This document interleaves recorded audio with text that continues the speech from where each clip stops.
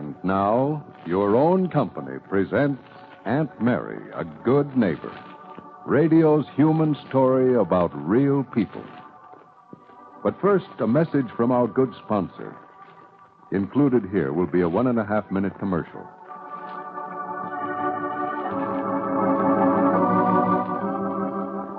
Now, for our story. Bill Meade had stopped by Aunt Mary's this afternoon after leaving to Discary's. As Aunt Mary and her son Randy had agreed, there was hope that if Bill and Mario got together to talk sensibly, they might clear up the tension which existed between them. A tension that was all on Mario's side for believing the stories connecting his wife's name with Bill. The fact that Mario could put any trust in such gossip hurt and angered Bill. And so, although he dreaded the interview, Bill had gone there, hoping he could convince the young Italian of the truth. But Mario was in town when he arrived at the farm, and after talking for a while with Carla, Bill decided to postpone seeing her husband until the following day. He felt rather let down, though, just the same. And so he stopped by Aunt Mary's, hoping to see his fiancée, Peggy Douglas. Now, Bill and Aunt Mary are sitting in the living room of the Lane farm. Aunt Mary has her mending basket in her lap, and she is darning one of Randy's socks while they talk. I guess this just isn't my day. First I miss Mario, now Peggy. I did want to see her somehow. Everyone has a day every so often when nothing goes as planned. Besides, you didn't have all bad luck today, whether you know it or not. What do you mean, Aunt Mary? Well, Bill, there's one person you missed today you might not have been especially happy to see. Well, who could that be? Ben Calvert. You don't mean to say he's been out here? Oh, no. It was just after you left the bank today. He came in looking for you. I meant to tell you sooner, but it slipped my mind. Looking for me? I'll be darned. Haven't you some idea what he wanted? No, not the faintest.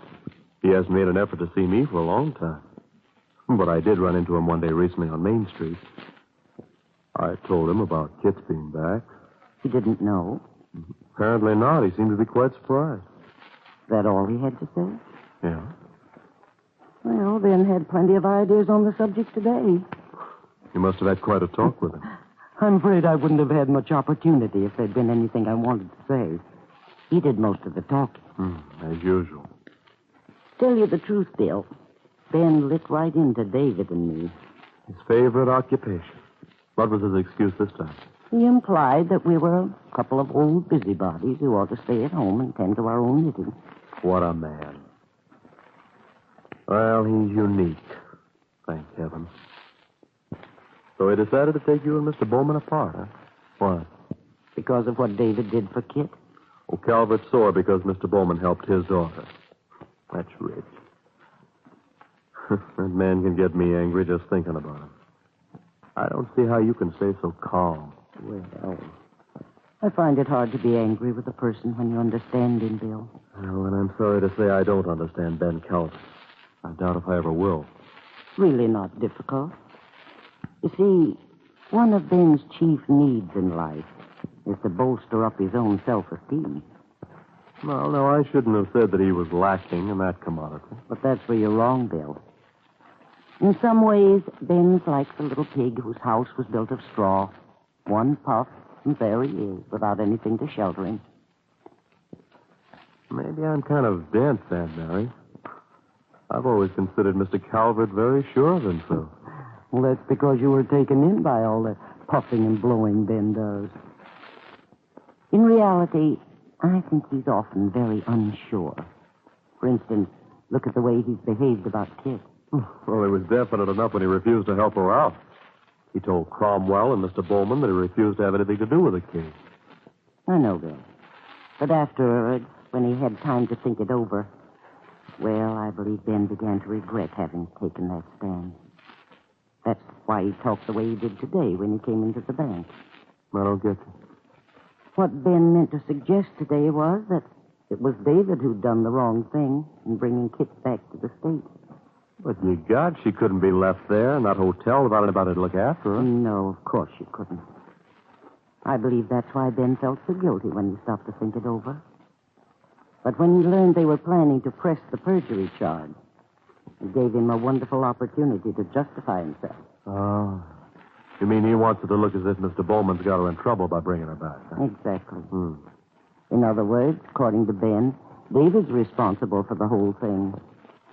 His idea was that if David had listened to him, he wouldn't have brought Kit back here. He'd be safe down there in Miami. Proving that he was right all along when he refused to take any action. That's what he'd like to convince himself, at least. Poor Ben. He has to deceive himself, make these pretenses, or he couldn't go on. That's why I mean he's to be pitied, Bill. Anyone is who must be dishonest with himself. Yeah. Yeah, I guess you're right, Aunt Mary. But I can't dig up much pity for Mr. Calvert. It's somewhat the same thing with Mario Descari, too. Mario? Oh, I know. They're very different people, Bill.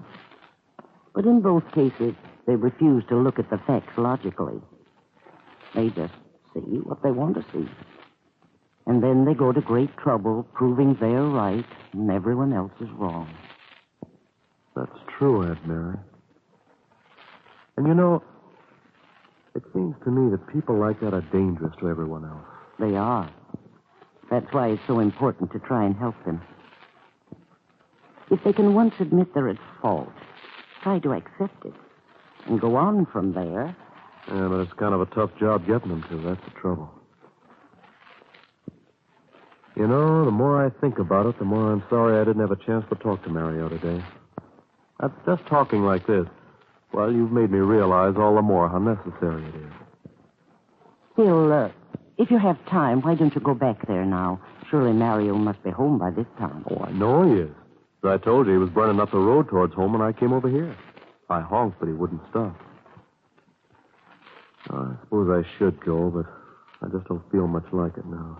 Then it might be a particularly good idea to go straight over and have it out with him.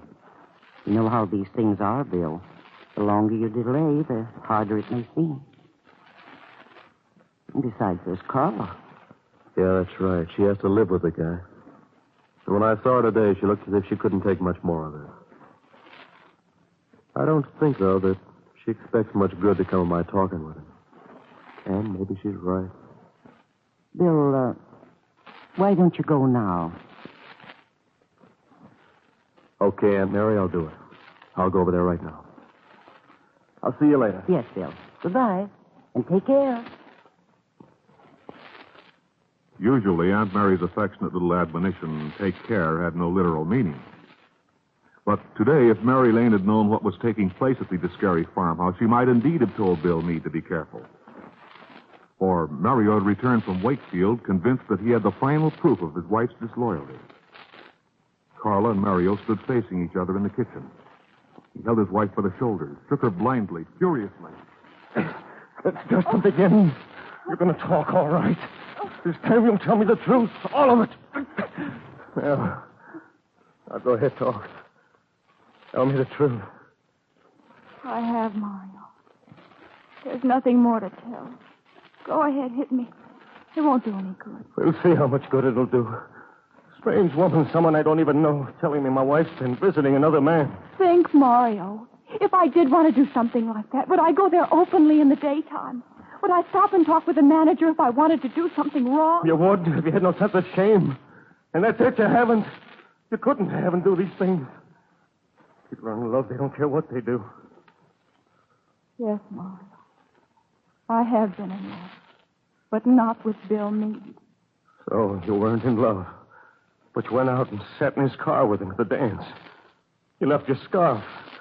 Scarf I gave you. That's not true. Then what was your scarf doing there? Answer that. I can't, Mario. I don't know. I only know I wasn't there. You expect me to believe that? When everywhere I go, everyone I talk to, everything that happens means one thing. That you're lying. No, Mario, I'm not. You keep saying that so calm. Well, I'll shake the calm out of you. I'll shake the truth out of you. You're going to tell me the truth, Carla. Once and for all. Won't do any good, Mario. There's nothing more I can say. Go ahead, I can't stop you. There's nothing for me to say. You're afraid, that's why. You're afraid of what I'll do to your beloved Bill. That fine friend of mine. Never mind. It'll come too. But now you're going to be honest for once in your life. Mario, please. Now you're going to talk. Tell me the truth. Stop it, Mario. Please let me go. I'll go away. You stay right here and answer me. Admit what you've done. All right. Believe it if you want to. Think whatever you want to. Oh, it's true. It's true. You admit it finally. What are you?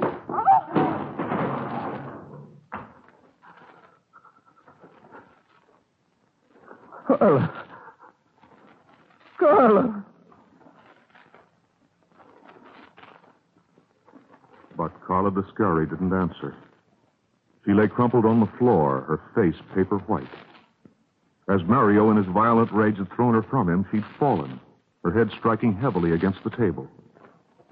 Carla Descari did not hear Mario's frightened voice pleading with her to open her eyes, to come back. No sound could reach her. More about our story in a moment. But first, a word from our sponsor.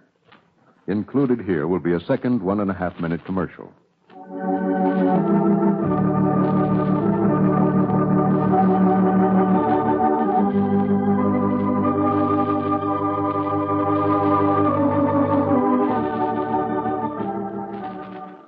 Tomorrow at the Huntsville Sanitarium, Kit Calvert tries to identify a voice remembered from childhood. This is your own announcer, speaking for your own company and inviting you to join us again. The Story of Aunt Mary by Virginia Crosby is directed for radio by George L. Fogel.